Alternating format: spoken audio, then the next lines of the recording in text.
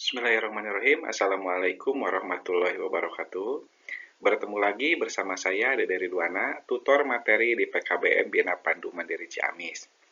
Semoga semua warga belajar di PKBM Bina Pandu Mandiri Ciamis selalu diberikan kesehatan, kelancaran dalam segala hal, dan diberikan rezeki yang berlimpah. Amin ya Allah ya Rabbal Alamin. Pada kesempatan kali ini kita masuk ke materi gaya dan hukum gerak tentang hukum Newton tentang gerak. Yang pertama, gaya dan pengaruhnya. Sebuah bola akan bergerak jika ditendang. Demikian pula jika kalian mendorong mobil, mencangkul, mengangkat barbel, atau menarik pegas.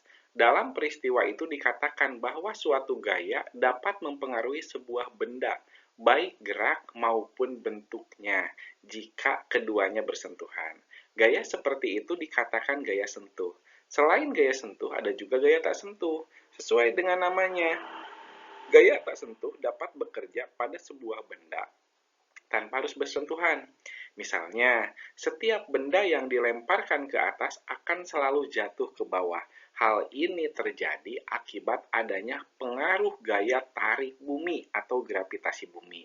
Nah, itu salah satu pengertian dan contohnya. Jadi, gaya di sini yaitu sebuah tarikan atau sebuah dorongan atau sebuah gerakan yang ditimbulkan dari gaya yang bisa mengarahkan benda atau apapun yang bisa berpindah tempat dari titik A ke titik B atau titik C ke titik D. Itu pengertian gaya. Nah, di sini ada hukum Newton, ya. Newton itu apa? Newton itu nama seorang ilmuwan yang menemukan tentang pergerakan atau gaya. Hukum Newton ini terbagi menjadi 3 bagian. Yang pertama, ada yang dinamakan hukum 1 Newton. Adanya sifat kelembaman benda pertama kali dinyatakan oleh Galileo Galilei. Kecepatan yang diberikan pada sebuah benda akan dipertahankan jika semua penghambatnya dihilangkan. Pernyataan itu disempurnakan oleh Newton kira-kira 1 abad kemudian. Dalam hal ini, Newton menyatakan bahwa setiap benda selalu dalam keadaan diam atau bergerak lurus beraturan selama tidak ada gaya luar yang mengubahnya.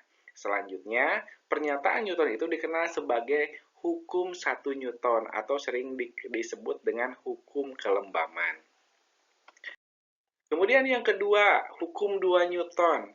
Hukum 2 Newton berbunyi, percepatan yang terjadi pada sebuah benda berbanding lurus dan searah dengan resultan gaya yang mengenainya, dan berbanding terbalik dengan masanya. Secara matematis ini dirumuskan untuk mengetahui rumus hukum 2 Newton, yaitu F sama dengan M titik itu kali ya Bapak Ibu, M dikali A, di mana yaitu F yaitu gaya, satuannya Newton, N besar. Kemudian M yaitu percepatan, satuannya M per S. M itu apa? Meter per sekon. Kemudian A, massa benda, satuannya kilogram. Ya, kilogram Bapak Ibu juga sudah tahu ya. Kemudian yang ketiga, hukum 3 Newton.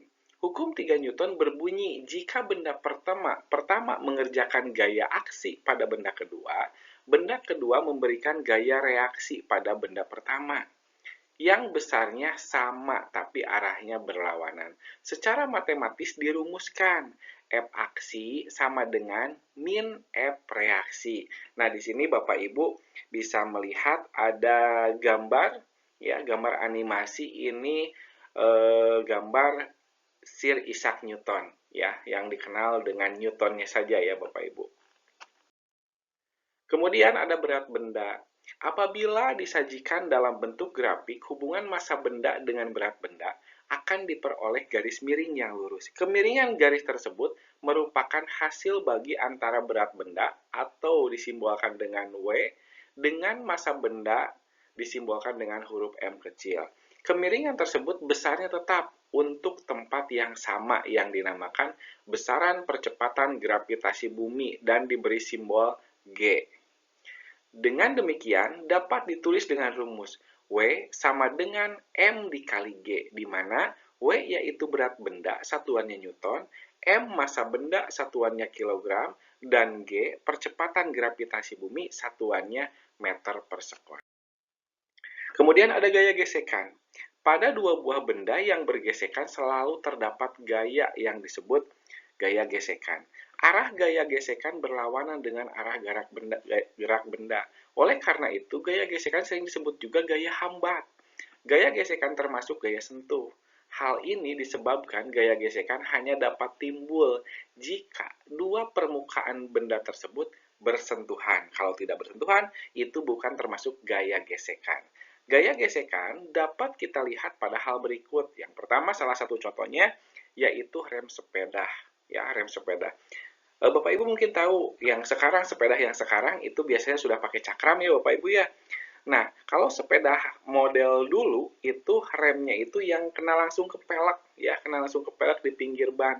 Nah, itu untuk bergesekan antara kampas rem dengan pelek sepeda tersebut yang mengakibatkan si ban atau rodanya itu melaju semakin melambat ya, yang diakibatkan dari rem tadi. Kemudian sepatu. Pemain sepak bola ketika bermain akan mengenakan sepatu khusus. Sepatu itu dilengkapi dengan gerigi atau pool. Ya, pool itu digunakan untuk memperbesar gesekan antara sepatu dengan tanah lapangan. Kemudian ada energi, usaha, dan pesawat sederhana. Energi adalah kemampuan untuk melakukan suatu aktivitas atau kerja. Satu jenis-jenis energi. Yang pertama ada energi kimia, yaitu energi yang tersimpan dalam bahan-bahan kimia seperti makanan dan bahan bakar. Kemudian energi cahaya dan energi panas merupakan dua bentuk energi yang erat sekali hubungannya. Benda yang memancarkan cahaya biasanya disertai dengan panas. Contohnya apa? Contohnya kalau misalkan kita lihat pada lampu ya, di waktu malam hari kita menyalakan lampu.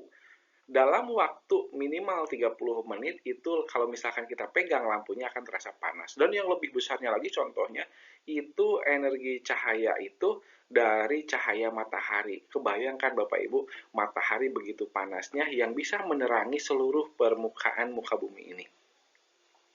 Kemudian ada energi listrik, merupakan energi yang paling banyak digunakan oleh manusia secara langsung ya, secara langsung. Contohnya kita menggunakan alat-alat yang hampir seluruh yang ada di rumah kita itu ada energi listriknya ya, atau memanfaatkan energi listrik.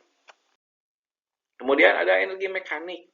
Energi yang dimiliki benda karena ketinggian dinamakan energi potensial atau EP yang besarnya tergantung pada massa dan ketinggian benda. Secara matematis dapat dirumuskan. EP sama dengan M dikali G dikali H, di mana EP itu energi potensial atau satuannya joule. Kemudian M, massa benda, satuannya kilogram, dan G, percepatan gravitasi bumi, satuannya meter per sekon atau M per S. Kemudian H, tinggi benda, satuannya meter. Kemudian ada usaha. Nah, usaha di sini dalam kehidupan sehari-hari berbeda dengan pengertian usaha dalam ilmu pengetahuan alam atau dalam IPA. Usaha didefinisikan sebagai hasil kali antara gaya dan perpindahan. Jadi, orang yang mendorong meja belum dikatakan melakukan usaha jika meja tersebut belum bergerak, meskipun orang tersebut telah mengerahkan segenap tenaganya. Secara matematis, hubungan antara usaha, gaya, dan perpindahan dapat dirumuskan yaitu W sama dengan F dikali S, di mana W yaitu usaha, satuannya joule, kemudian F satuannya artinya gaya, satuannya Newton, dan S jarak perpindahan, satuannya M atau meter. Nah, kemudian yang terakhir ada pesawat sederhana. Gambaran Bapak Ibu bukan pesawat seperti yang berada di berada di atas ya. Karena apa? Itu bukan termasuk pesawat sederhana. Di sini yang termasuk pesawat sederhana yaitu salah satu contohnya yang pertama ada tuas atau pengungkit. Berupa batang panjang yang keras. Tuas terbagi menjadi 3 jenis. Ada tuas jenis pertama, contohnya gunting, catut, linggis, dan tuas jenis kedua, contohnya pelobang kertas, pembuka tutup botol, dan tuas jenis ketiga yaitu pinset atau penjepit. Kemudian ada katrol. Berdasarkan susunannya, katrol juga dibagi menjadi dua macam. Yang pertama, ada katrol tetap, sebuah katrol yang terpasang pada tempat yang tetap sehingga tidak bergerak ke atas ataupun ke bawah. Dan yang kedua, katrol bergerak, yaitu sebuah katrol yang terpasang sedemikian rupa sehingga dapat bergerak naik turun. Dan yang ketiga, ada bidang miring. Bidang miring merupakan permukaan suatu benda yang dimiringkan. Bidang tersebut sering menaikkan barang berat ke atas mobil truk. Mungkin Bapak Ibu pernah melihat ketika di pasar ada yang sedang menurunkan sayuran dari atas truk, dan biasanya di bagian belakangnya itu ada bidang miring yang terbuat dari kayu atau papan, ya, yang biasanya dimiringkan untuk menurunkan barang-barang atau turunnya para kuli yang membawa barang-barang tadi, sayuran tadi. Nah, itu Bapak Ibu materi yang bisa disampaikan pada kesempatan kali ini. Semoga bisa bermanfaat untuk kita semua, dan jangan lupa untuk mengerjakan penilaiannya supaya mendapatkan hasil yang maksimal. Itu saja akhir kata. Wassalamualaikum warahmatullahi wabarakatuh.